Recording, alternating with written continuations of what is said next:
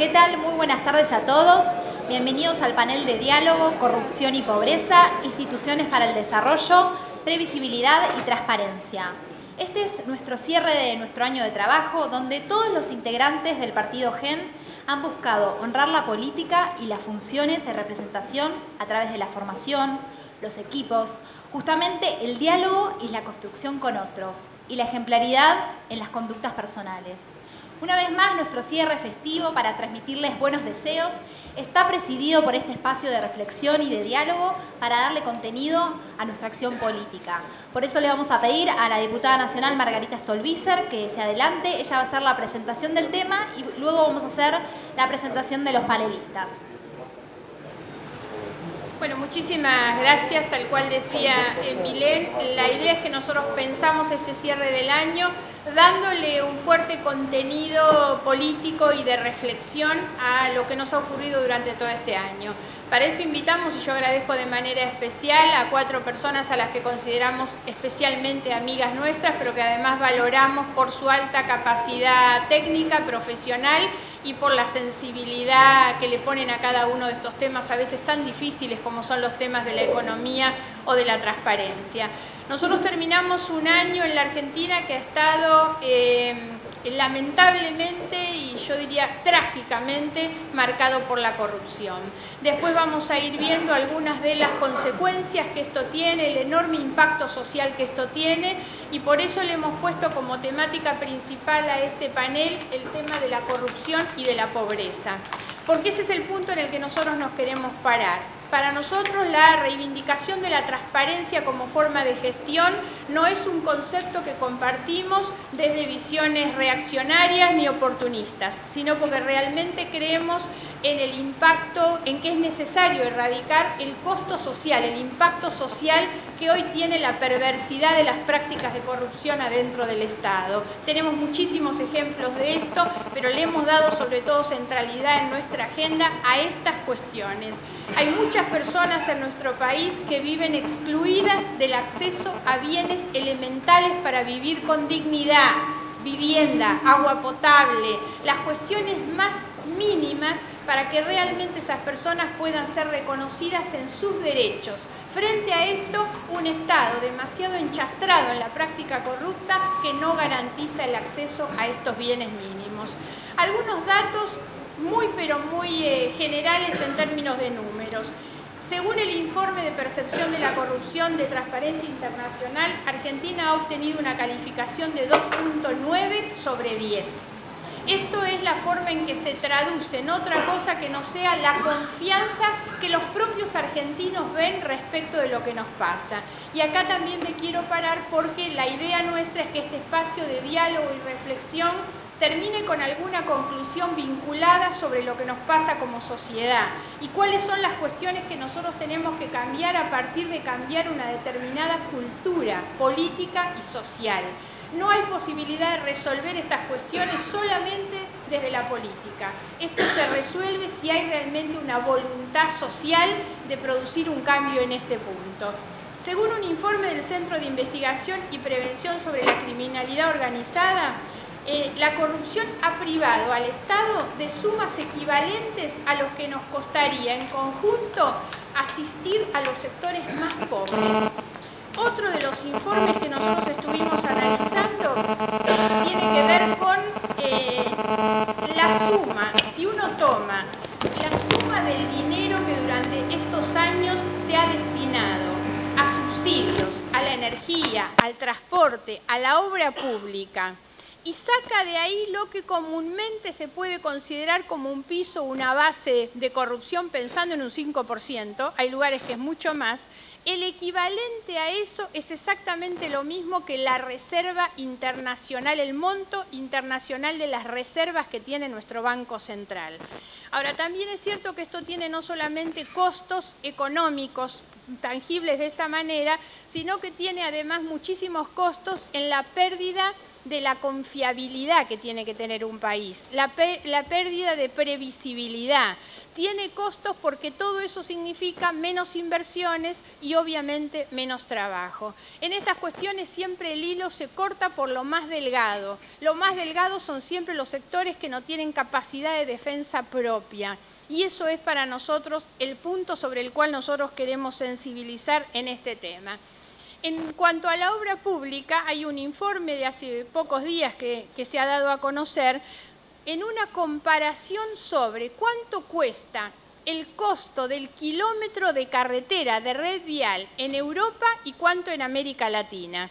Tomando en Europa 4 países muy distintos, como España, Alemania, Grecia y Polonia, el costo promedio del kilómetro de carretera es $178.000.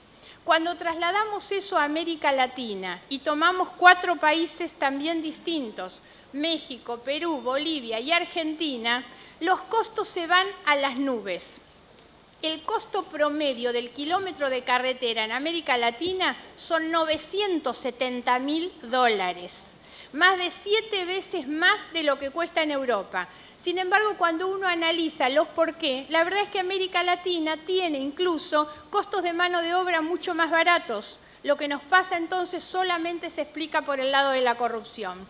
Andaba por acá Luis Bruni y entre todos los números que nosotros miramos, allá está Luis, dentro de lo que es la Argentina, el costo del kilómetro cuadrado de carretera supera a veces el millón. Uno de los ejemplos más graves es la ruta Néstor Kirchner de General Pinto. En esa ruta el costo del kilómetro cuadrado llegó a ser de más de 2 millones. Más de 2 millones. El problema es que además, 20 días después de que la inauguraron, la ruta quedó intransitable por la lluvia. Entonces, pensemos exactamente en qué es lo que nos está pasando, pero insisto, esto no se resuelve solamente en mesas de técnicos, ni siquiera en la mesa de la decisión política. Debe hacer carne en la sociedad, hasta dónde nosotros vamos a llevar los niveles de tolerancia de una sociedad frente a los costos sociales que la corrupción tiene. Este es entonces el eje, digamos, de nuestra propuesta para debatir en la tarde de hoy. Muchísimas gracias a nuestros panelistas, a ustedes por acompañarnos. Emi los va a ir presentando. Muchas gracias.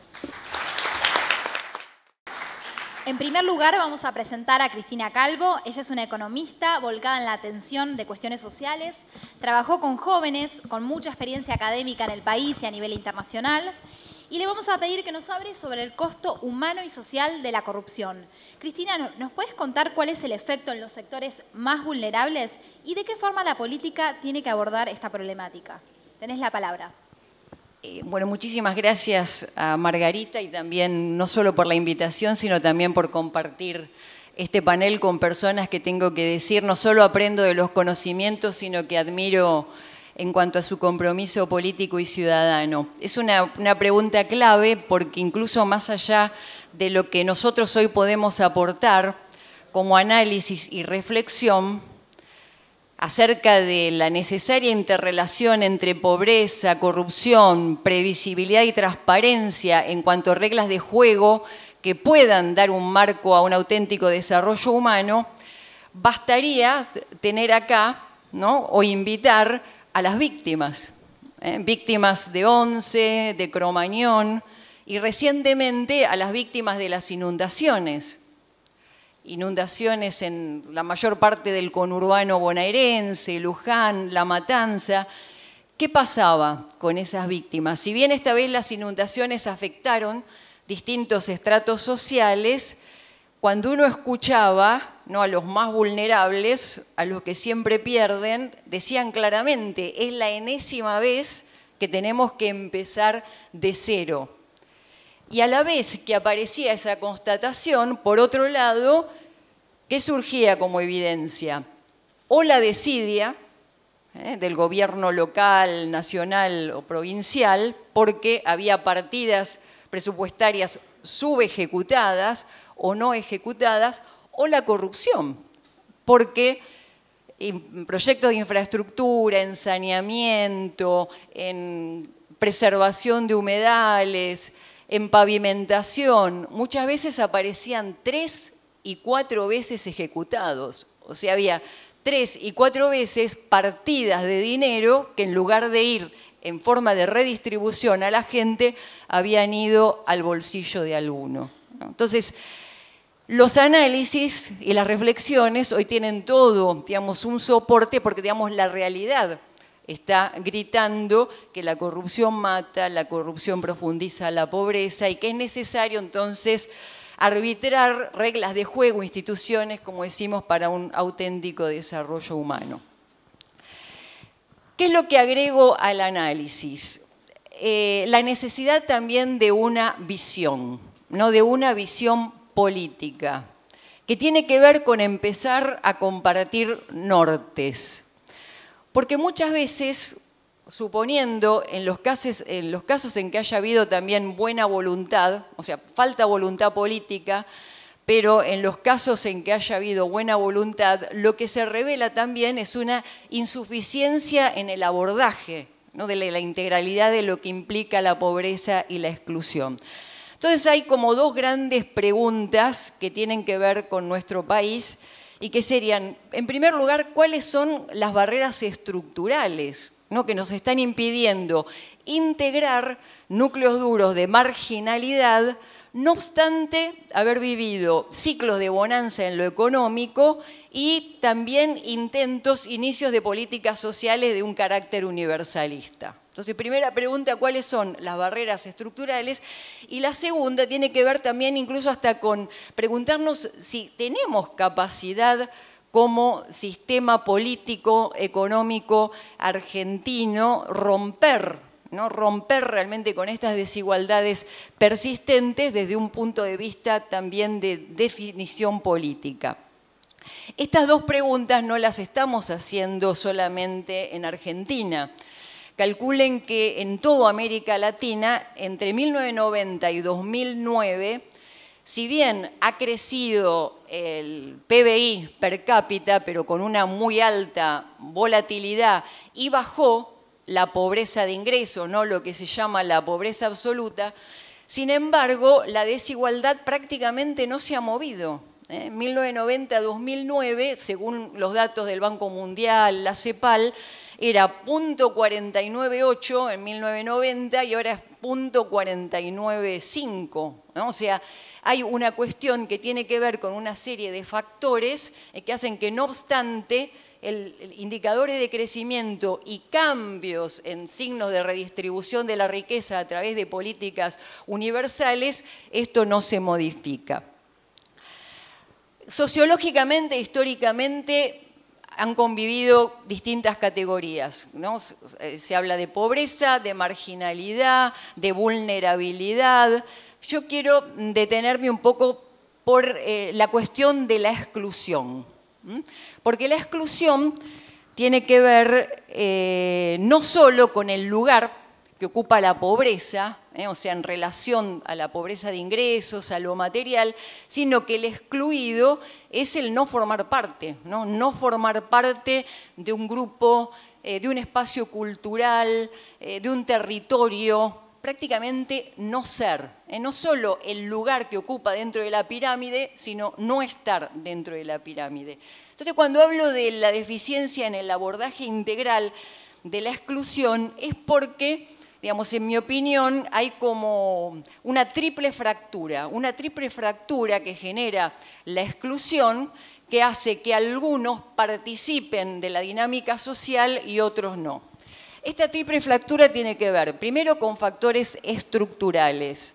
Y aquí sí tenemos las estructuras de poder económico, financiero, político, o sea, donde se juega la puja distributiva, o sea, donde se da el juego de las relaciones de fuerza, de las relaciones de poder, que son las que a nivel estructural van marcando condiciones más o menos excluyentes. Y aquí tenemos el ejemplo de la salida del mercado laboral, la no redistribución de la riqueza, políticas sociales por compensación y no para tocar lo profundo y lo íntimo del sistema,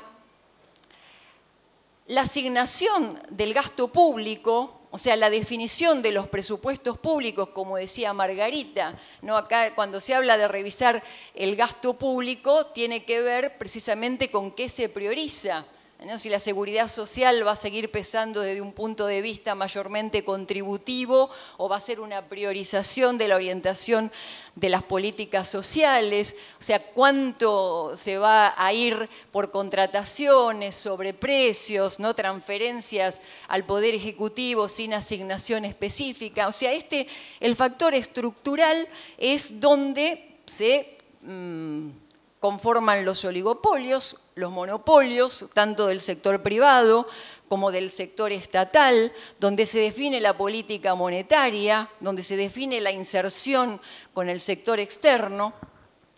La segunda ruptura y el segundo factor tiene que ver con lo social. Precisamente donde en la base social se rompen las redes, se fragiliza toda la vincularidad, la conexión social y se pierden los lugares, digamos, naturales donde se produce también lo simbólico, ¿no? El capital simbólico, la cultura popular. Y el tercer grupo de factores son los factores subjetivos. Y acá tiene que ver con cada uno de nosotros, ¿no? Con la persona. O sea, cuando la persona pierde la posibilidad de un horizonte de futuro, de perspectiva, de sentido, ya no tiene un lugar dentro de la dinámica social y entonces se pierde la razón de ser y la razón de estar en este mundo. ¿Cuál es la consecuencia de la fractura de lo subjetivo? Las adicciones.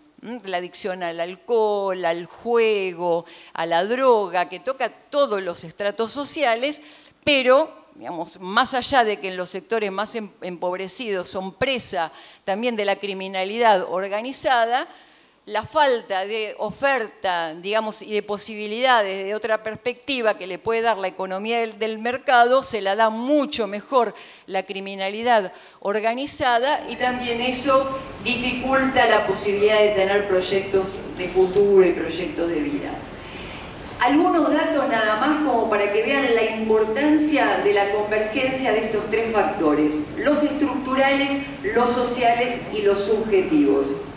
Los últimos datos del Observatorio de la Deuda Social Argentina, que en términos de privaciones materiales coincide con otros relevamientos como cifra, como lo que está haciendo la CTA, el ISEPSI, lo que tiene el Observatorio de la Deuda Social es que ya desde los orígenes de la medición coloca los factores sociales y los factores subjetivos en las mediciones de las desigualdades persistentes, porque precisamente el abordaje no es solamente de la perspectiva de lo material.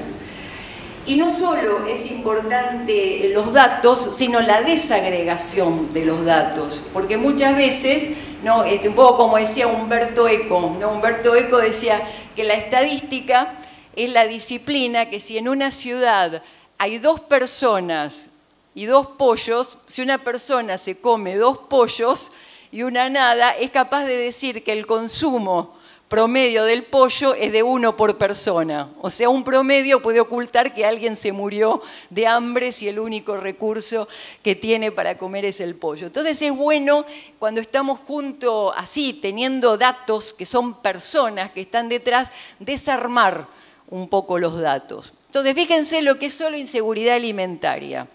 Inseguridad alimentaria severa y moderada lo padece el 12% de la población.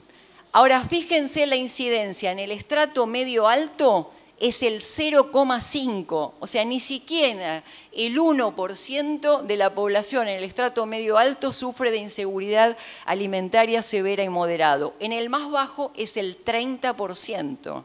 Fíjense cómo, digamos, la disparidad entre, digamos, estratos de mayor vulnerabilidad en relación a los de mejor posicionamiento, cómo se ensancha la brecha. Que no les alcanza los ingresos. El promedio es el 40%, ¿no? Digamos, las personas que a fin de mes no les alcanzan los ingresos. En el estrato medio alto es el 10%, solo le afecta al 10%. En el bajo casi al 70% no les alcanzan los ingresos para llegar a fin de mes. Los hogares con programas sociales, tanto en el sector de la indigencia como de la pobreza, llegan entre el 60 y el 70%, que tienen, digamos, la posibilidad de la sustentabilidad por los programas sociales. Sumando desempleo, subempleo inestable y empleo precario, da que afecta al 56% de la población. En el estrato medio alto esto es el 27%, en el muy bajo el 88%, está castigado por estas distintas formas de desempleo y subempleo. Y fíjense ahora la cuestión de los recursos psicosociales, ¿no? El tema social y la subjetividad personal. Sin proyectos personales, en el estrato medio alto afecta al 6%, en el muy bajo casi el 30%, o sea, se quintuplica la falta de perspectiva de futuro, de orientación de sentido. Por eso, otro dato es que en muchos lugares donde ha llegado la asignación universal por hijo, hay aumento del suicidio adolescente y juvenil. Y charlando con los amigos, ¿no?, con los compañeros de estos chicos que se suicidan, lo dicen claramente. Dicen, bueno, porque a mí, ¿qué me espera en el futuro? Me mata la poli, me matan los narcos, nadie me va a ofrecer nada. Entonces, por más que las políticas universales llegan, hay todo, digamos, un factor de lo social y la subjetividad personal que tiene que ver con la necesidad de un abordaje estructural. Por eso, con estos datos, ¿qué hacemos y cómo lo hacemos? Y estamos en un momento bisagra, ¿no? Un momento bisagra no solo porque inicia, digamos, no lo preelectoral, sino ya casi lo electoral, sino también, como decía Margarita, tenemos realmente una ocasión única para debatir estas cuestiones, porque si no las resolvimos en los periodos de bonanza, ahora que además tenemos que dar respuestas al estancamiento, a la inflación, a que no alcanzan los pesos, ¿no?, a que no hay ninguna definición de política económica, requiere, digamos, mucho trabajo también de discusión, de debate y de perspectiva, para poder compartir un norte que nos indique también hacia dónde tenemos que ir. Entonces, ¿cómo hacerlo? En primer lugar, lo que tendríamos que hacer es no mentir más. No mentir más. O sea, empezar a sincerar datos. Porque sabiendo que vamos a tener que empezar a negociar, a acordar, a hacer pactos, porque recuerden que el primer factor estructural tiene que ver con las relaciones de poder, las relaciones de fuerza, la puja redistributiva, es necesario al menos armonizar una serie de datos, una base de datos de discusión de hacia dónde queremos ir. Y acá tenemos que empezar también entonces a revisar lo que decían los formadores de precio, cuánto de statu quo estamos dispuestos a tocar. Revisar el gasto público, o sea, a veces es como indignante cuando uno habla de revisar el gasto público, que dice, claro, porque lo que se quiere es sacar los subsidios. Pero digo, sería criminal. Si estamos diciendo que los indigentes y los pobres tienen casi el 70% de los ingresos en base a los subsidios, sería criminal hacerlo. Lo que hay que hacer es precisamente trabajar, digamos, con ellos y desde la escala que puede dar el Estado los otros mecanismos de integración para que a partir, digamos, de esos subsidios se pueda trabajar no solo en el abordaje de la infraestructura básica necesaria, sino las capacidades que les permitan acceder a las oportunidades para que de ese subsidio se transforme en trabajo digno, en movilidad social, y se pueda justamente redireccionar también una mirada de asignación del presupuesto público en términos de eficiencia, pero con proyección social. O sea, no hay que tener miedo a la palabra eficiencia, porque precisamente nadie quiere despilfarros y la corrupción es precisamente despilfarros y desviar dineros que tendrían que llegar a la gente y se va en otro tipo de actividades. Una segunda cuestión, aparte de sincerar los datos, es transmitir que no va a haber recetas únicas, que es necesario armar en distintos niveles, nacional, local, provincial, municipal, espacios de concertación, negociación, que tiene que sentarse el sector privado, las asociaciones de consumidores, defensores del pueblo, sector privado, porque hay que empezar a recomponer no solo un tejido social dañado, sino también volver a discutir matriz energética, matriz productiva, matriz distributiva. Y además, ¿por qué son buenas las mesas? Porque al menos son espacios donde la puja redistributiva se le da un cierto marco de legitimidad social. O sea, sabemos que las relaciones de fuerza y las relaciones de poder trabajan indirectamente por otros medios, pero estos espacios que sirven para empezar a recortar cuotas de poder, le dan un marco social a la puja redistributiva. ¿Qué tenemos que hacer también con los otros factores, los sociales y los estructurales?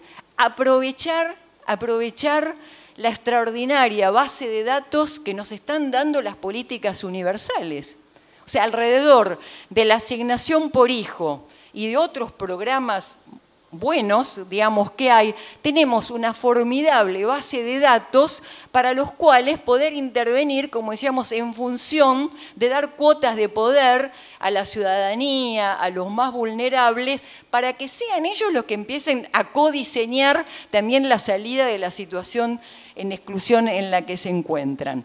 Alrededor de esas bases de datos, ¿qué es lo que ya sabemos? Que las familias pobres son las que tienen mayor número de miembros, que hay una gran dependencia demográfica, porque los chicos conviven con los ancianos, a veces en un único ambiente, con problemas de hacinamiento, y sabemos que es muy diferenciada la demanda de un niño con un anciano. Se puede llegar a identificar las carencias en salud, hábitat, educación, infraestructura, o sea, la mayor cantidad de jefes de hogar son mujeres, ¿no es cierto? ¿Cómo se puede acompañar a que se recomponga ese núcleo social familiar? ¿Qué pasa? Que el hombre no trabaja, no puede estar en obsolescencia porque, digamos, el trabajo que aprendió ya no tiene mercado. Digamos, hay muchísimas cosas que se puede hacer desde las mismas redes, como decía Margarita, desde la misma movilización social que tiene una resiliencia fabulosa, ¿no? Una capacidad de salir de la situación de adversidad en que se encuentra para alrededor de esas bases de datos poder integrar a lo que desde el Estado y desde la política hay que hacer desde el punto de vista estructural, poder abordar los factores sociales y estructurales. Y ya casi para concluir, si no hacemos esto, corremos también el riesgo de que de caer aún con políticas sociales universales, que están, digamos, encaminándose a lo que se llama la rutinización de las políticas sociales. Ya lo experimentamos con las políticas focalizadas. ¿Y qué quiero decir con la rutinización de las políticas sociales? Que no empezamos a identificar, ¿no?, las filtraciones que se nos van dando en esas políticas universales. Y pongo un ejemplo. Una política universal en Argentina ha sido la educación pública, ¿no? Ahora, ¿qué pasa? La mitad de los chicos abandona el secundario.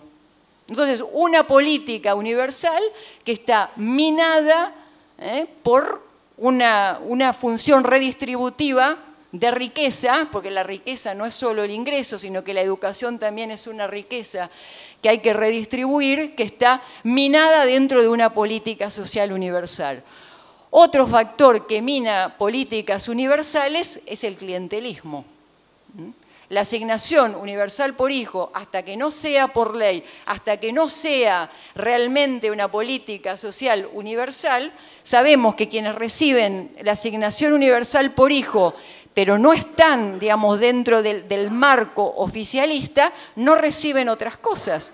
Y hoy por la inflación, por la pérdida de trabajo, por incluso la pérdida del trabajo que no es regular, digamos, que no es formal, no alcanza solamente. En cambio, el clientelismo, aquellos que son afines, los provee del resto de necesidades que se deben cubrir.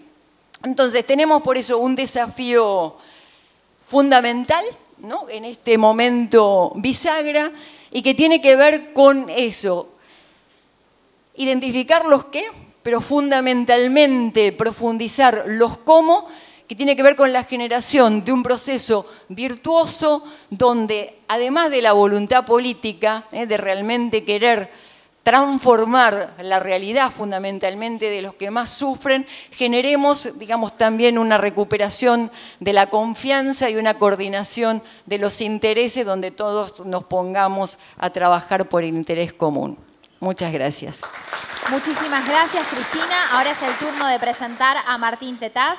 Él es un joven reconocido economista. Vamos a tratar de hacer un repaso de la literatura respecto de los efectos económicos de la corrupción y concluir con algunos comentarios en función de lo que recién nos pedía Emiren, ¿no? Una primera cuestión que me preocupa tiene que ver con que no solamente está el daño económico del dinero de uno que se queda a otro, que uno podría pensar como una torta en donde la porción de la torta que le correspondía a uno se la quedó otro. Es un problema distributivo, un problema moral, pero un problema distributivo. Alguien se robó lo que era de otro. Sino que el problema central que genera la corrupción es que achica el tamaño de la torta. Si uno de los problemas más grandes es que achica el tamaño de la torta, y al hacer que la torta sea más chica, aumenta los niveles de pobreza, perjudica la desigualdad del ingreso. Entonces, en general, genera una serie de problemas adicionales que voy buscándole con el micrófono a ver dónde hacemos el eco para que no rebote, ¿no? Creo que ahí estamos. Genera una serie de problemas adicionales que me parece que hacen doblemente válido su combate, ¿no? Porque, y me parece importante esto, meter el dedo en la llaga en este tema, porque a veces cuando sobre todo de partidos de socialdemócratas, parece radicalismo en algún momento, el GEN también, UNEN en general, aparece la preocupación por el tema de la corrupción, da la sensación como que, bueno, a estos les preocupa el tema de la corrupción, pero los temas importantes no, o sea, no, como si hubiera una disociación que entonces, que también está por el otro lado, cooptada con esta idea famosa del roban pero hacen, ¿no? Que en realidad tiene sus bases, su punto de partida en una investigación científica que voy a mencionar ahora en un rato. Ahora, uno de los resultados más interesantes que aparecen ahí es que dos investigaciones que voy a comentar que muestran que cada punto que vos caes en ese índice que mencionó Margarita, en el índice de Transparencia Internacional, que es el índice de transparencia en realidad, cada punto que caes baja la tasa de crecimiento del Producto Bruto entre 0,13 y 0,25%, depende de los estudios que ustedes miren. O sea que, para hacerlo en números redondos y que se den una idea, 10 años de kirchnerismo con los niveles de corrupción que tenemos implican una caída del PBI acumulado del orden de 5%. O sea, el PBI per cápita podría ser en Argentina un 5% más alto de lo que es si no tuviéramos los niveles de corrupción que tenemos. En primer lugar, porque distrae recursos que tendrían que ser volcados a las actividades más productivas, y en vez de ser volcados a la actividad más productiva, el gobierno favorece proyectos que en realidad son proyectos donde es más fácil morder, para ponérselo en castellano, ¿no? Entonces, por ejemplo, vamos a suponer que conviene para la actividad económica hacer un ferrocarril que por ejemplo, que permita la salida de toda la producción agropecuaria de la provincia de Buenos Aires, pero que si yo hago un ferrocarril en realidad no puedo morder mucho, entonces me conviene, puedo morder más en una red vial de tipo, por ejemplo, en una autopista. Entonces propongo la eliminación del ferrocarril y que venga una autopista, porque de esa manera puedo morder una tajada más grande, ¿no? En general, en segundo lugar, porque encarece el costo de cualquier proyecto. Es decir, si yo voy a hacer un proyecto de inversión y a ese proyecto de inversión le tengo que agregar el 5 muy generosa estuviste, Margarita, el 5, el 10 o el 15, como se agrega en muchos casos en la Argentina, la verdad que los proyectos de inversión rentables no se van a hacer, porque necesito una rentabilidad que prácticamente el único proyecto que permite un pago de coimas de esos niveles son proyectos o muy riesgosos o proyectos que rondan la ilegalidad total. Yo no tengo celular encima, si es alguno. En tercer lugar, o sea que fíjense que estos son los problemas centrales por los cuales termina minando la capacidad de crecimiento. En tercer lugar, el tercer problema que ocurre es que al al fomentar actividades en las cuales el gobierno puede morder, crece mucho la economía en negro, porque cualquiera que está en blanco se da cuenta que tiene que hacer un montón de trámites, por ejemplo, para poder habilitar una empresa o, por ejemplo, para poder construir una obra, un emprendimiento inmobiliario. Entonces, en vez de hacer todo lo que tengo que hacer, todos los trámites que tengo que hacer por derecha, la verdad que opto por ir por la economía en negro. Entonces, la consecuencia central del proceso de corrupción es que crece sistemáticamente la economía en negro. Al crecer la economía en negro, eso genera otro problema adicional, que la economía en negro en general favorece las actividades con poca integración de valor, favorece el subdesarrollo, para decirlo en castellano. Las actividades que están en la economía en negro son actividades en general en las cuales es difícil utilizar el sistema financiero porque la actividad está en negro, por lo tanto no puedo bancarizar, y como no me puedo bancarizar, en general son actividades de baja calidad, actividades precarias que le agregan poco valor a la economía y que generan más subdesarrollo económico. Cuarto inconveniente, en general las economías con más niveles de corrupción, al tener una porción de la economía en negro más importante, facilitan la alternativa de la emisión monetaria como financiamiento por parte del Tesoro. Y eso genera el obvio problema de la inflación. Tiene una filmina para mostrarles, se la van a tener que imaginar, como en alguna famosa propaganda, Rambert pateaba un penal a Dios y Dios le decía, pateaba un penal, y Rambert le decía, pero ¿dónde está el arco? Y Dios le decía, te lo tenés que imaginar. Y esto es igual, se lo van a tener que imaginar. Pero la verdad que existe una relación muy fuerte entre los niveles de inflación de los países y los niveles de corrupción. Para que ustedes se den una idea, la diferencia entre que nosotros seamos Argentina y no seamos Chile o Uruguay, que son los países de la región, hoy Margarita hablaba de esta calificación de 2,9 de Argentina en el boletín de la transparencia, y la calificación de Uruguay y Chile en el mismo boletín es 7,2, ¿no? Entonces uno dice, esa diferencia de puntaje nos ocasiona a nosotros 5 puntos más de inflación, para que se den una idea. O sea que encima tenemos más inflación por culpa de tener más corrupción. ¿Sí? Son dos cosas que están vinculadas. Entonces, la corrupción genera menos crecimiento económico, la corrupción genera más inflación. Y además, encima la corrupción genera un problema desde el punto de vista de distribución del ingreso, que es otro problema adicional que mostraron varias de las investigaciones. Argentina podría tener, dado el crecimiento que ha tenido en los últimos años y el crecimiento que habría tenido de no haber mediado los niveles de corrupción, hoy probablemente cerca de 4 puntos menos de Gini, 4 puntos menos de desigualdad para los que no están tan familiarizados con este indicador. Entonces, más pobreza, peor desigualdad del ingreso, más inflación, esas son las características comunes. Ahora, hay algunas buenas noticias desde el punto de vista de cuáles son algunas de las alternativas para combatir esta corrupción, ¿no? Por ejemplo, iba a comentar una investigación que encontró que en general en los gobiernos en los cuales acceden más mujeres a cargos dirigenciales y hay más mujeres en cargos ejecutivos importantes, se reduce drásticamente los niveles de corrupción. Y eso tiene que ver con un resultado de neurociencias bastante reciente que levantó mucha polémica, que es que las mujeres en general toman menos riesgos que los hombres, son más conservadoras. Esto se vio en la última crisis financiera internacional. Hicieron una investigación donde se fijaron qué había pasado con los fondos comunes de inversión que estaban administrados por hombres y por mujeres. En la última crisis del 2009, encontraron que sistemáticamente los fondos comunes de inversión administrados por las mujeres habían esquivado la crisis con menores huellas de haber sufrido esa crisis.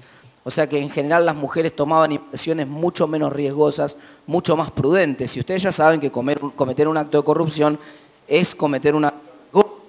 Uno siempre arriesga terminar preso eventualmente. Acá no va nadie preso, pero bueno, el riesgo explícito siempre está. Entonces, en general, mayor acceso de las mujeres a los cargos, sobre todo cargos ejecutivos, es una muy buena herramienta para bajar la corrupción. Pero además, otro resultado que apareció es que sistemáticamente cuando aumentan los niveles de desigualdad, empeora la eficiencia del sistema de justicia. Este es un punto también interesante porque acá hay toda una discusión de si la justicia funciona o la justicia no funciona y resulta que los temas están vinculados. La corrupción hace más lento el funcionamiento de la justicia también. Y además, un último punto que quería mencionar en función del panel que viene después, más atrás, es el punto que tiene que ver con que la corrupción en general, una de las mejores maneras de combatir la corrupción es la libertad de prensa. Todos estos puntos que les estoy mencionando son investigaciones concretas que se hicieron en la academia. No son frases hechas, uno podía pensar, bueno, chocolate por la noticia que con más libertad de prensa es probable que haya menos corrupción. Chocolate por la noticia porque hasta es intuitivo que con más inflación hay más corrupción porque los precios de las cosas cambian todos los días y nadie puede controlar. Nadie puede saber en Argentina cuánto sale una obra pública, un kilómetro de asfalto, porque ayer salió una cosa y mañana sale otra. Es muy difícil controlar la corrupción cuando hay mucha inflación. Pero no, acá no estamos diciendo solamente cosas que tengan que ver con el sentido común. Estamos trayendo investigaciones que tienen que ver con resultados de la academia que han mostrado cada uno de estos puntos que estamos haciendo acá. Entonces, para concluir, puntos centrales que, sí, bueno, esa es la relación que les estaba mostrando justamente entre transparencia e inflación que les mostraba hoy. Fíjense que cuanto más transparente son los países, que es lo que estamos midiendo en el eje de abajo, sistemáticamente cae drásticamente los niveles de inflación. Me gustaba mostrarlo porque a veces cuando uno dice las cosas, en realidad procesamos en un sistema de memoria distinto cuando yo les cuento las cosas que cuando ustedes las ven. Me gusta más que se queden con esa imagen visual sistemática de que en los países en los cuales hay más transparencia son países que tienen menores niveles de inflación. Estos son otros de los impactos que les mencionaba, la eficiencia de las Cortes de Justicia, la libertad de prensa, el tamaño de la economía en negro y la distribución. Y yo sobre el final, en realidad, la presentación después la dejo, porque veo algunos que quieren sacarle fotos, queda en la computadora, así que la pueden bajar. Yo al final, para hacerlo en términos numéricos y que a ustedes les quede claro cuál es el daño que está haciendo la corrupción en la economía argentina, entre 5 y 9 puntos más grande podría ser el PBI per cápita en Argentina en estos momentos si no tuviéramos los niveles de corrupción que tenemos. La inflación podría ser 4,8, prácticamente 5 puntos menos de la que tenemos ahora si no tuviéramos los niveles inflacionarios que tenemos. Y bueno, y además, por supuesto, el dinero que no se invierte y que se roba, efectivamente es dinero que no se invierte en obras públicas, dinero que no se invierte en infraestructura, dinero que no se invierte en general en mejorar el bienestar de la población. Así que eso era lo que tenía para contarles. Me parece que tenemos que tratar de desterrar esta idea vieja que aparecía en alguna investigación de la década del 60, porque en algún momento se creyó esto, que la corrupción en general era un aceite que de alguna manera hacía que los engranajes de la economía capitalista funcionaran más ágilmente. No, está bien, un poco de corrupción está bien, porque entonces las economías se mueven más, entonces las empresas se hacen más ágiles, entonces el Estado se hace más eficiente. Pero una y otra vez todas las investigaciones empíricas se cansaron de demostrar en los 30 años que siguieron que ese resultado era falso, que sistemáticamente los países que tienen mayores niveles de corrupción son países con menos tasa de crecimiento, son países con más inflación. Gracias. Muchas gracias, Martín. Ahora es el turno de presentar a Roberto Gargarella. Él es un prestigioso jurista, constitucionalista, especialmente sensible en cuestiones sociales. Ya ha participado en otros eventos del partido GEN y se lo agradecemos. Y queremos que nos hable sobre cuáles son los marcos y reglas para asegurar el desarrollo de los pueblos y de las personas. Poniendo el acento, creo que como lo han estado haciendo mis predecesores, en el hecho de que tiene sentido pensar en los factores estructurales que ayudan, digamos, a la producción de corrupción o que favorecen la corrupción, en lugar de detenernos solamente en la idea de, bueno, corrupción, paren de robar, digamos, como si fuera una cuestión valorativa, digamos, que uno pudiera apelar al cambio de mentalidad, digamos, ¿sí? Y creo que eso tiene sentido, pensar en qué modificar en la estructura económica para ayudar a que bajen las condiciones, digamos, de la corrupción, qué modificar, en este caso a mí me interesará decir en las instituciones, en la organización institucional para ayudar a que baje la corrupción. Y lo que en todo caso diría es que las condiciones hoy son especialmente negativas, son especialmente favorables a la producción de corrupción, tanto en lo que hace a las instituciones de control como a las instituciones de creación de normas. Entonces querría hacer un poco una reflexión en torno a eso.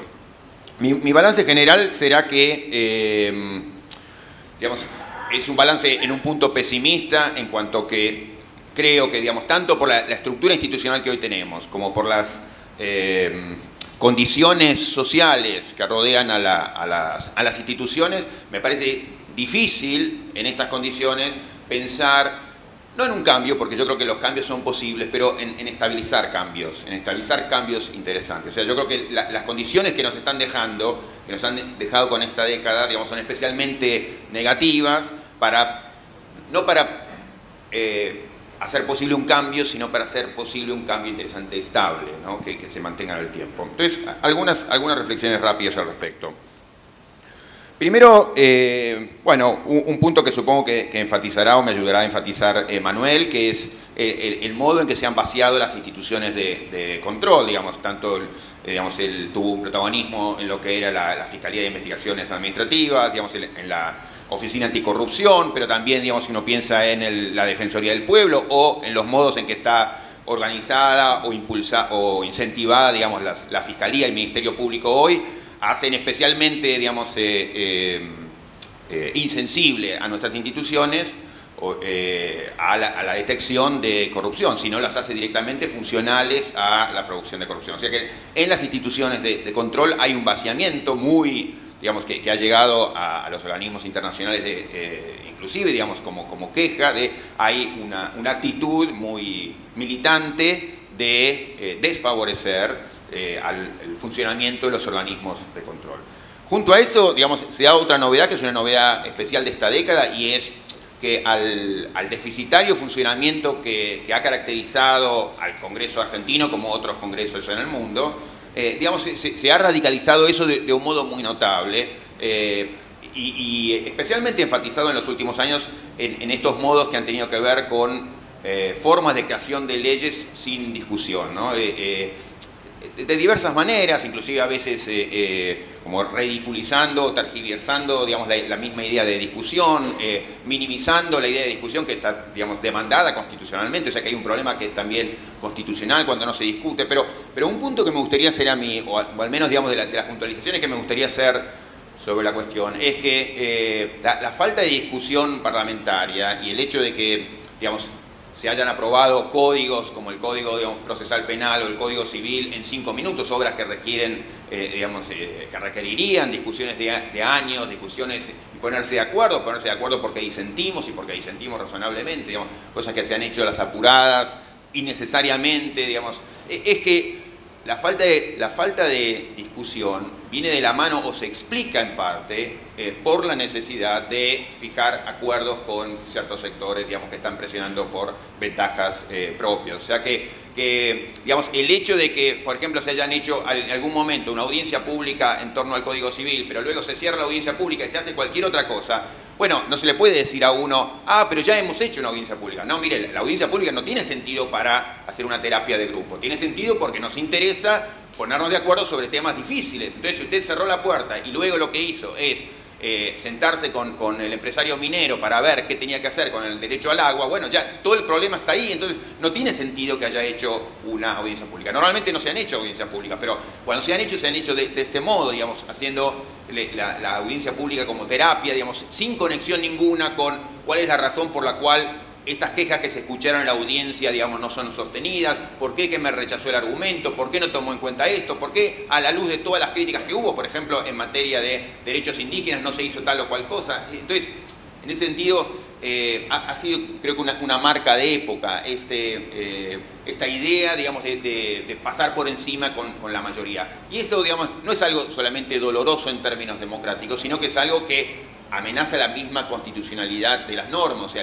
la Constitución exige, digamos, proceso de debate. Pero bueno, por ahora lo que me interesaba marcar era esto, que el debate uno no lo exige en el Parlamento simplemente porque parte del sentido común de que estamos en desacuerdo y necesitamos sentarnos y acordar. No lo exige solamente porque la Constitución lo exige, cosa que sería una razón suficiente para exigir debate, sino porque tiene esta certeza. Cuando no hay debate, eso lo que hace es, digamos, cuando se cerró la puerta, es que se habilita, digamos, un negocio. Lo que se quiere hacer es favorecer, digamos, a algún grupo. Un ejemplo muy extraordinario que hubo al respecto es sacar del Código Civil lo que tenía que ver con la responsabilidad de los funcionarios públicos. O sea, cuando uno podía haber esperado que a la luz de una tragedia o una catástrofe o una digamos, genocidio, digamos, una barbaridad como la que fue responsable el Estado en el 11, digamos, uno podía esperar una reacción de parte del Estado que se hace frente a esa,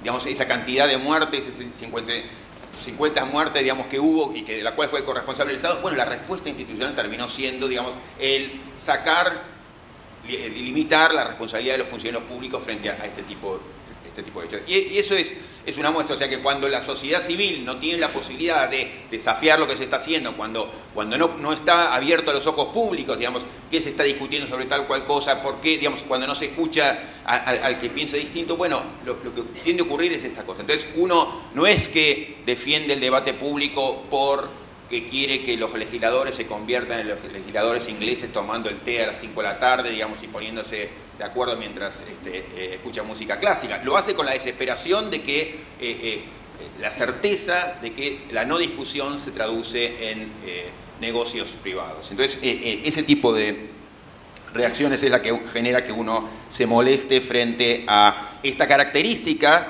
que empieza a tener nuestras instituciones en los últimos años. Entonces, por un lado, el vaciamiento de las instituciones de control, por otro lado, digamos, esta característica de el aprobar normas de fondo, o aún normas de fondo, digamos, en procesos cerrados a la discusión pública. Y eso vinculado en general con una concepción de la democracia muy restringida, que a pesar de la retórica, digamos, del gobierno, ha sido sistemática, digamos, la idea de que si uno es un opositor o si uno critica algo, lo que tiene que hacer es crear un partido político y ganar una elección, porque si no uno no está habilitado para hacer una crítica sensata. Digamos, eso tiene que ver con una visión muy restrictiva de la democracia, que tampoco ha sido una cuestión meramente discursiva, que se ha traducido en, por un lado, pocas oportunidades para la participación política efectiva y pocas oportunidades para el control político efectivo.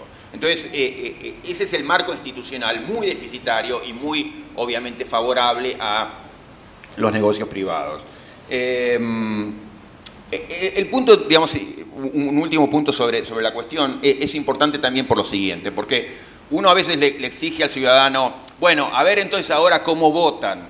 Bueno, eso también hay algo para mí doloroso en esa apelación, porque, digamos, muchas veces el ciudadano se encuentra, como se va a encontrar en la próxima elección, bueno, con una herramienta que finalmente es tremendamente deficitaria para decir todo lo que sensatamente cualquier persona podría querer decir. Una persona, digamos, sin tener el gran compromiso político podría querer decir, bueno, a ver si, no sé, en materia de aborto o en materia de, digamos, qué sé yo, de seguridad laboral, hacen algo, y a ver si a este tipo finalmente, a Vudú, a quien sea, lo sacan, y a ver si arreglan esto, pero manténganme la asignación por hijo. Bueno, uno puede querer decir 50 cosas razonablemente en una elección, y tiene solamente una oportunidad. Y luego lo que queda es, bueno, si uno está atrapado, digamos, que tiene que decir una sola, digamos, respuesta frente a 50 demandas razonables que puede tener, bueno, a lo mejor opta y dice, bueno, no, y si viene otro y me saca esto, entonces, bueno, mantengo, y uno luego termina siendo responsable al ciudadano. Pero el punto es, le hemos quitado todas las herramientas posibles, no tiene herramienta para decir nada, y luego, claro, los vamos a reprochar al ciudadano, ¿por qué cuando tuvo la oportunidad no votó bien? Bueno, la verdad es eso, le hemos vaciado institucionalmente, digamos, a la estructura democrática. Entonces, luego también queda muy difícil hacerle ese reproche al ciudadano. Entonces, esto es simplemente decir, en vez de frente a la próxima elección, a ver qué le decimos al ciudadano, a ver si vota esta vez bien o no. Bueno, pensar cómo es que nos privan de palabra democrática, cómo es que paso a paso, digamos, se ha ido socavando la democracia institucionalmente hablando. Entonces, eso, creo que se nos ha achicado la democracia en los últimos 10 años, que a pesar de la retórica, digamos, lo que nos ha ido quedando es una estructura institucional cada vez más chica, con menos oportunidades para la expresión democrática. Eso es una característica de Argentina y de un montón de sistemas que este gobierno en particular ha enfatizado. Por eso no digo que es la catástrofe del kirchnerismo, aunque en parte lo es, digamos, digo, es la catástrofe de un sistema institucional que es el que está generando en todo el mundo reacciones ciudadanas desconcertada, de gente que sale desesperadamente a las plazas porque está podrida, digamos, hastiada de un sistema que no le permite expresarse, criticar, controlar, etc. Entonces, eso, reconocer que hay un déficit institucional tan grande que yo creo que nos tiene que llevar otra vez, así como en el caso de corrupción, pensar menos en la cuestión de moralizada, de usted deje de robar, sino qué hacemos institucionalmente para, digamos, limitar las condiciones estructurales, institucionales, económicas de la corrupción, y también en ese sentido, en vez de otra vez moralizar nuestra crítica al que vota de un modo que no nos gustó, pensar, digamos, de qué modo es que recomponemos el entramado institucional para fortalecer una democracia que ha quedado vaciada en buena medida.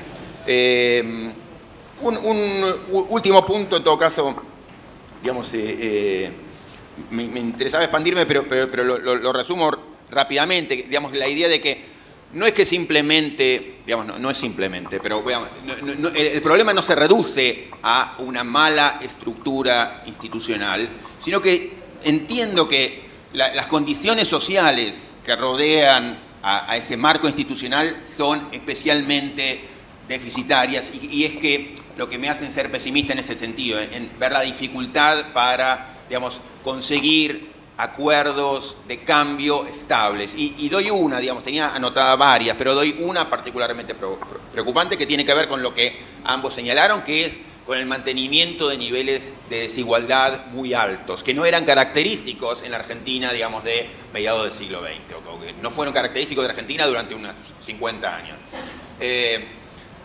La desigualdad es mala por muchas razones, y eso también, digamos, nos lleva a pensar también en que es no solamente crucial atacar la pobreza, sino también atacar, yo diría especialmente la desigualdad. La desigualdad destruye los vínculos sociales, hace que no reconozcamos a los que tenemos al lado como pares, hace que, digamos, sea muy difícil para cualquiera identificarse con otros, a los cuales, digamos, hay sectores sociales que ya ni se encuentran, digamos, sectores sociales en Argentina que no se encuentran, que porque vive en el country, llega en la autopista, digamos, a su trabajo en el centro, se vuelve, no ve más, no puede identificarse, digamos, con el que está al lado. Cuando Rousseau hablaba, digamos, de una sociedad empujando por el bien común. Es fácil, claro, pensar en empujar por el bien común cuando estamos todos en el mismo barco, porque si a uno le va mal, uno piensa en el bien de todos, y entonces mejorar es mejorar la situación de todos, porque estamos todos más o menos en el mismo nivel.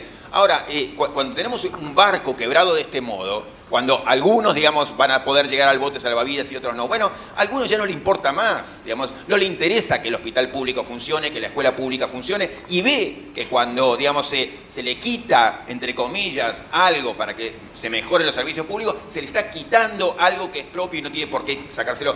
Entonces, la desigualdad conspira contra la posibilidad de tener una política redistributiva estable. ¿Eso dice algo en contra de la política redistributiva? No, hay todas las razones morales, políticas, sociales, constitucionales para empujar, y digamos, políticas igualitarias que son políticas exigibles. Simplemente lo que digo que condiciones sociales que rodean al marco institucional ya bastante podrido que les comentaba antes, hacen que sea más difícil aún, digamos, bregar por un cambio que sea un cambio estable. Por eso es que pelear contra la pobreza es importante, pero es crucial, digamos, atacar la desigualdad, porque en un marco de desigualdad se hace muy difícil mantener una política igualitaria estable. Entonces, eso quería marcar simplemente un punto relacionado en general, digamos, con una estructura institucional preparada hoy para la corrupción, por ejemplo, y un marco de condiciones sociales que no ayuda, sino que, digamos, creo que en todo caso conspira contra la posibilidad de empujar cambios estables en el tiempo. Gracias. Bueno, muchas gracias y por la invitación a Margarita y por la oportunidad de formar parte de este distinguido panel. Yo quería mencionar algunas cosas que ya han sido comentadas en el panel que tienen que ver con el impacto de la corrupción. Justamente hoy se ha conocido un informe de la Organización sobre la Cooperación y el Desarrollo Económico, donde previsiblemente dicen que la Argentina no ha tomado medidas serias para combatir el soborno transnacional, y hacen un diagnóstico sobre la debilidad del funcionamiento de la justicia, sobre la debilidad del funcionamiento de los órganos de control, sobre la falta de políticas en contra de la corrupción, sobre la inercia en el Congreso, en el momento de legislar sobre este tema y sobre otras cuestiones que están vinculadas con lo que tiene que ver con la prevención y también con la detección y la persecución de los hechos de corrupción y concretamente del soborno transnacional. Pero me quería llamar la atención sobre este informe de alguna manera también para enlazarlo con el título de la convocatoria, porque por lo general se descalifica las propuestas o se descalifica a quienes de alguna manera promovemos una agenda vinculada con el tema de la corrupción como si fuera algo que no tuviera trascendencia concreta en la realidad cotidiana o que fuera algo de preocupación, como en este caso de los organismos internacionales. Está claro que los organismos internacionales hablan de corrupción e invierten en este tipo de diagnósticos o evaluaciones de los países porque hay un interés económico en el medio que tiene que ver con el interés de determinadas empresas en desenvolver sus negocios en el mundo. Concretamente la OCDE de alguna manera lo que busca es equiparar las condiciones de competencia de las empresas en todo el mundo y está claro que los países que reciben más coimas alteran ese equilibrio o esa concurrencia entre las empresas. Y está claro que en ese diagnóstico, que está hecho seriamente, se llega a la conclusión de que la Argentina efectivamente ya no es un tema de números solamente como el índice de transparencia internacional, sino que también es un tema de evaluación concreta, de políticas públicas, evaluación concreta de qué pasa en el funcionamiento de los poderes y las conclusiones son previsibles. Pero me parece que es importante salir un poco de ese esquema y analizar concretamente cómo esos niveles de corrupción se traducen en cuestiones más concretas, en cuestiones más puntuales, como las que se mencionaron hoy acá. Es decir, en qué medida, por ejemplo, la corrupción afecta o impacta otros aspectos no solamente en digamos, la competencia entre las empresas, sino, como recién decía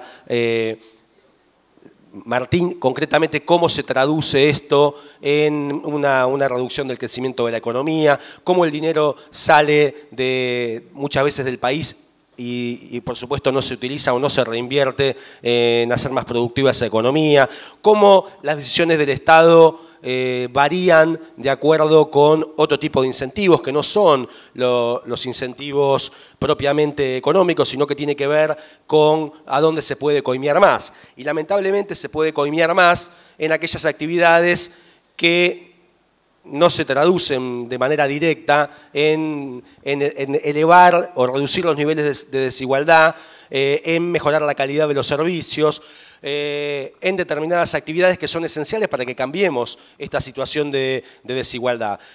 Se puede coimear mucho más haciendo una obra faraónica que mejorando las escuelas públicas. Se puede coimear mucho más en este tipo de emprendimientos, digamos, en este tipo de emprendimientos de infraestructura, muchas veces innecesaria, que en otro tipo de actividades o de servicios que son muy importantes y que además sufren consecuencias, por ejemplo, del pago de sobreprecios o de la afectación de la calidad de esos servicios. Claramente, por lo general, este tipo de decisiones repercuten en lo que son los servicios públicos, que son aquellos que aquellas personas más pobres utilizan más frecuentemente, es decir, aquellos servicios que brinda el Estado, como por ejemplo el transporte público, la educación, la salud, la seguridad, inclusive, que es un tema que hoy en día está tan en boga. Claro, el que paga seguridad privada mucho no le preocupa esa disminución en los niveles de calidad de este servicio público, que muchas veces es consecuencia de estos altos niveles de corrupción. Está claro entonces que la corrupción repercute de manera desigual también. Es decir, las consecuencias de la corrupción de alguna manera retroalimentan esa situación de desigualdad. Cada vez hay más desigualdad y esto en gran medida, o por lo menos en cierta medida, obedece a altos niveles de corrupción. Por eso también, como recién decía Roberto, con un diagnóstico descarnado sobre los déficits de nuestra democracia, está claro que aquellos países con menor calidad democrática también tienen más altos niveles de desigualdad y de pobreza y más altos niveles de corrupción. ¿En qué medida, ¿en qué medida uno es consecuencia de otro? Está claro, parece de alguna manera claro que una democracia débil favorece y promueve tanto estas situaciones de desigualdad, porque por otra parte aquellos que están en una situación de poder tienden a acrecentar esos poderes y esos negocios en perjuicio del resto, y además, por supuesto, esos niveles de corrupción son también consecuencia de esa situación, de esa debilidad de la democracia y de esa situación de desigualdad. Está claro entonces que la corrupción repercute, por un lado, en el incremento de esa desigualdad, por otro lado, repercute también en un déficit en la calidad de la democracia, porque las decisiones, no solamente por los temas, lo que mencionaba Roberto, es decir, los límites del voto y los límites a la baja calidad deliberativa de nuestra democracia, sino también porque en la medida en que aumenta el cinismo y el descrédito sobre las decisiones que se toman en una democracia, esto también repercute negativamente en la calidad de la democracia. Y en la medida en que las decisiones se toman de acuerdo a quién paga más coima y no al interés público, también esto repercute negativamente en esa calidad democrática.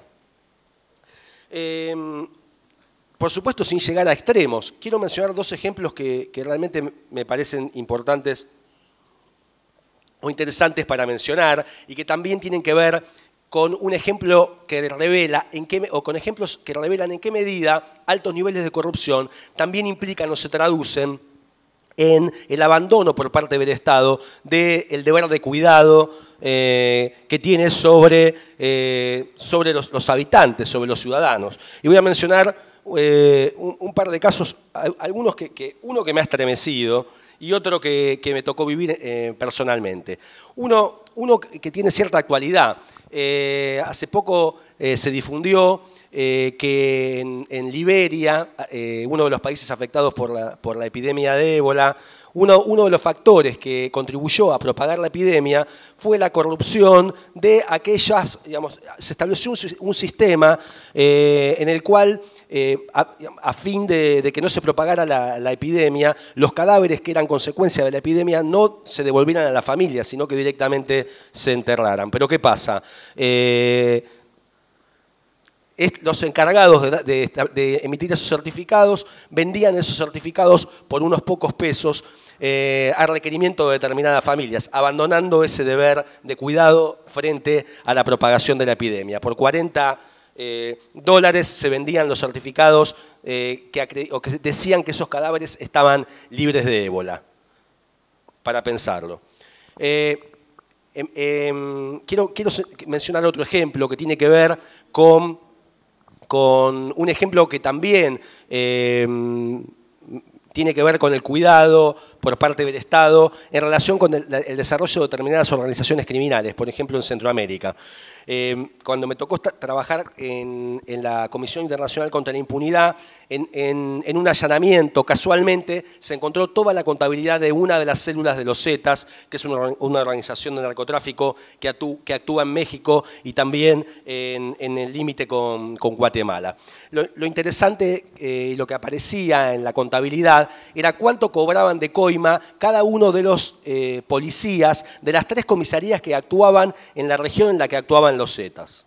Es decir, también acá se ve claramente cómo el Estado abandona su responsabilidad también en virtud de la corrupción y cómo en la medida en que el Estado desaparece, ese lugar es ocupado también por aquellos que desarrollan este tipo, por ejemplo, de actividades criminales. Es habitual que cuando cae preso algún jefe de alguna de estas organizaciones, hay una movilización de la región en la cual estos señores actúan, porque claramente están cumpliendo una función que el Estado no cumple. De vuelta volvemos sobre la ineficacia del Estado, sobre la desigualdad y sobre la corrupción.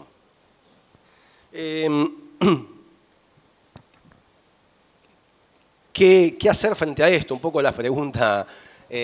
Yo no tengo una visión pesimista como la que anticipó Roberto. Yo creo que es nuestra responsabilidad seguir planteando estos temas de una manera racional. Es decir, me parece que hay dos cuestiones que hay que dejar en claro. y que se utilizan muchas veces para descalificar las propuestas políticas que de alguna manera mencionan el tema de la corrupción como un tema que debe ser de alguna manera abordado con políticas públicas. Por un lado, digamos, la necesidad de aclarar, hoy se mencionó esto, de que, por supuesto, que la propuesta política no se agota en el tema de la lucha contra la corrupción. Es decir, esta es una política más entre las políticas públicas que un Estado moderno debe abordar. Y en la Argentina la corrupción es un problema, o sea que debe ser abordada con políticas públicas. Entonces, digamos, por un lado, reaccionar frente a esa descalificación que el oficialismo ha tomado con alegría, esta idea o esta descalificación que se cifra en la palabra honestistas, con la cual se nos tilda y que de alguna manera hace perder de vista que estas políticas son una más entre un elenco de políticas públicas que una fuerza política moderna o un espacio político tiene que proponer. Y en ese caso, digamos, la cuestión es, bueno, ¿cuáles son? O la pregunta debería pasar por cuáles son esas políticas públicas. La segunda cuestión, que muchas veces también, yo no la atribuiría al oficialismo, sino muchas veces a nosotros mismos, tiene que ver con el error de identificar lo que son o lo que deben ser políticas públicas con un enfoque que se agota en lo moral. Acá no es una cuestión de moral, sino que es una cuestión de qué tipo de políticas hay que desarrollar, cuáles son los incentivos que se van a desplegar para reducir esos niveles de corrupción. Y ahí podemos empezar a discutir cuáles son esas políticas. Está claro que esas políticas hoy en día deben hacer hincapié en temas preventivos más que en temas represivos. Ya es un tema, ya es una cuestión absolutamente superada, esa visión reduccionista que solamente tiende a dar una respuesta a estas cuestiones de tipo represivo. Hoy en día adversarios nuestros, inclusive enfervorizados, hacen hincapié en, digamos, se agotan su propuesta en una propuesta de mano dura o de represión, sin hacerse cargo de la limitación de este tipo de políticas, porque solamente apunta a los casos que se detectan, y los casos que se detectan son muy pocos, y que no se hace cargo tampoco de la ineficiencia de la justicia. Entonces, por un lado también hay que aclarar o hay que avanzar con otro tipo de propuestas que apunten a las modificaciones de la estructura estatal, de las políticas, de las distintas políticas que deben, por supuesto, ser abordadas de manera horizontal con la idea de la lucha contra la corrupción. Y termino planteando lo siguiente, es decir, políticas públicas contra la corrupción. Hoy en día hay muchas, han sido empleadas con éxito inclusive en países vecinos. Hoy se mencionaba a Brasil, a Uruguay, se mencionaba a Chile. Hay convenciones en donde hay una amplia gama de políticas públicas a desarrollar. Hay algunas que la Argentina inclusive desarrolló y que luego fueron desactivadas. Roberto hablaba de los órganos de control. Bueno, órganos de control eficaces y autónomos es una de las políticas básicas, una entre tantas, que tiene reconocimiento en estas convenciones y que de alguna manera hemos intentado desarrollar acá con poca suerte. Pero por supuesto, los presupuestos, o sea, políticas hay, lo necesario es que haya voluntad política de llevarlas a cabo y que esa voluntad política se traduzca en recursos que se apliquen a esas políticas. Estoy hablando no solamente de recursos económicos, sino de recursos humanos, porque de lo contrario la voluntad política pasa a ser una mera declamación. Así que yo agradezco la invitación, creo que este es un tema muy importante y que tenemos que rescatar lo bueno que se ha hecho y avanzar con lo que no se ha hecho. Gracias.